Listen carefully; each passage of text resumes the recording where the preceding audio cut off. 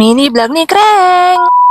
Ang aga ko nagising dyan kasi nga ngayon na yung araw na aalis na yung asawa ko, be. Ayan na nga't naka-impake na siya, be, oh. Mga 6 AM pa nga lang yan, tas lumabas na ako. Kasi bala ko nga bumili ng almusal, tapos bibili na din ako ng ulam kasi gusto ko ng pork chop. Ganon. Malapit lang naman yung palengke sa amin, kaya nilalakad ko lang talaga siya. Dito nga ako bumibili ng almusal namin kasi ang sarap naman ng mga pagkain nila dito. Tapos ayun nga, bumili na din ako ng pork chop. Tapos yung mga ibang sahog noon, yung mga paminta, bawang sibuyas, mga ganon. Tapos yun, bumili na din ako ng pandesal. Nakita ko kasi to. Parang nasa motor siya, ganon. Tapos may pandesal siyang tinda. Dos isa niyan, tapos malunggay pandesal siya. Ang sarap niyan, be. Tapos ayun na nga yung mga dala ko, uuwi na ako kasi yun nga lang naman yung bibilin ko, di ba? Ito nga pala yung binili ko, carbonara, pansit, puto kalasyaw, tsaka yung pandesal. Kapag wala nga salang na kanin, ganyan yung binibili namin. Tapos ayun nga, nagising na tong bunso kong anak. Pagkagising kasi niyan, ako talaga yung hinahanap niyan. Kahit katabi niya yung daddy niya, ako talaga yung hinahanap niyan, be. Magtitimpla na nga sana ako ng Milo dyan, pero yun nga, nagising siya, nagpahele-hele, tapos gusto ng gatas. At ayun nga, naibaba ko naman siya, nakapagtimpla ako ng Milo. Tulog pa yung asawa ko, tsaka yung panganay kong anak dyan, kaya ako muna yung kumain. Ayaw pa kasi nung bunso ko kumain kasi nga kakagatas niya lang. Alam nyo, in fairness talaga sa carbonara na to, napakasarap. Ang creamy niya, be. Tapos 30 pesos lang yan. Sayang naman at walang yellow basket para dito.